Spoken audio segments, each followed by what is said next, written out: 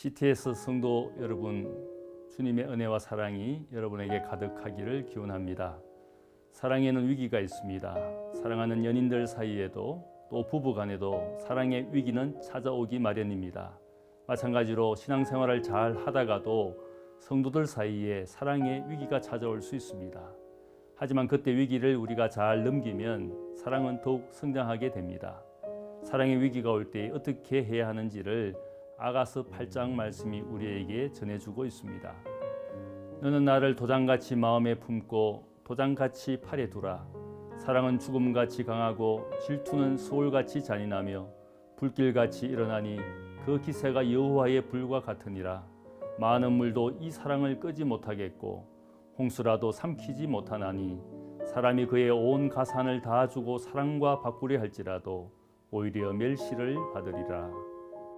사랑에도 위기의 바이러스가 들어옵니다. 이 바이러스가 침입해도 항체가 생기고 면역이 되면 오히려 전보다 더 건강한 사랑을 할 수가 있습니다. 이 위기가 올 때에 우리가 해야 할 것이 있습니다. 첫째, 위기가 올 때에 희생이 필요합니다. 사랑하는 남자는 사랑의 위기에 빠진 여인을 보고 애타게 돌아오라고 말합니다. 여인은 사랑하는 남자가 자신의 부모와 오빠들만큼 귀하게 여겨주지 않고 관심을 가져주지 않는다고 상처를 받았습니다. 그때 여인의 오빠들이 나서줍니다. 누군가 사랑하다가 상처받아 위기에 처한 것을 보면 이웃과 친구가 나서주어야 합니다. 오빠들의 희생으로 여인은 성벽이 되고 가슴은 망대처럼 견고하게 됩니다. 그때 사랑하는 남자가 보기에는 드디어 자신이 사랑하는 그녀는 평화를 얻은 자가 된 것을 보게 됩니다. 평화를 얻은 자, 그 뜻이 술람미라는 뜻입니다. 여자는 비로소 술람미 여인이 된 것입니다.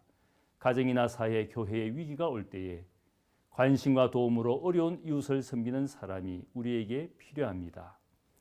둘째, 위기가 올 때에 첫사랑을 생각해야 됩니다. 사랑의 위기가 찾아오면 사랑하게 된 시작과 과정을 다시 살펴보아야 합니다. 잠시의 위기와 고난을 넘어서면 풍성한 은혜와 사랑이 넘치게 되는 것입니다. 믿음에서 실족한 사람들은 하나님이 주신 첫사랑을 생각해야 합니다.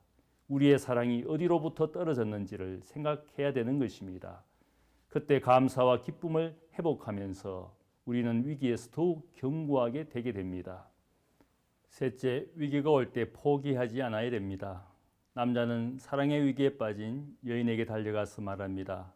너로 말미암아 내 어머니가 고생한 곳, 너를 낳은 자가 애쓴 그곳, 사과나무 아래에서 내가 너를 깨우노라, 이렇게 말을 합니다. 하나님의 사랑이 시작되고 우리를 낳은 곳은 에덴 동산입니다. 하지만 인간의 불순종으로 영적인 어둠과 죽음의 불행이 우리 모두에게 있게 되었습니다.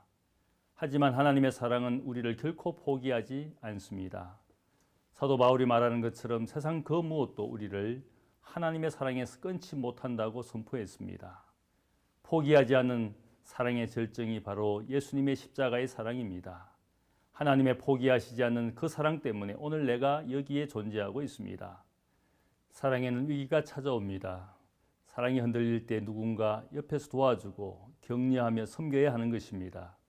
사랑이 흔들릴 때에 사랑했던 시간과 과정을 생각하면서 우리는 다시 기뻐하고 감사해야 합니다. 사랑이 흔들릴 때에 나를 결코 포기하지 않는 하나님의 사랑을 우리가 붙들고 견디면 오히려 사랑의 열매를 맺게 될 줄로 믿습니다.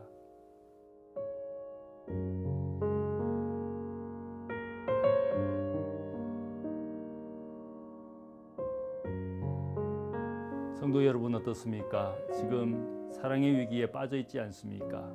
이 말씀을 기억하면 좋겠습니다. 사도 바울은 우리에게 말합니다. 그러므로 내 사랑하는 형제들아, 견실하며 흔들리지 말고 항상 주의 일에 힘쓰는 자가 되라. 이는 너희 수고가 주 안에서 헛되지 않은 줄을 알미라. 하나님의 사랑 안에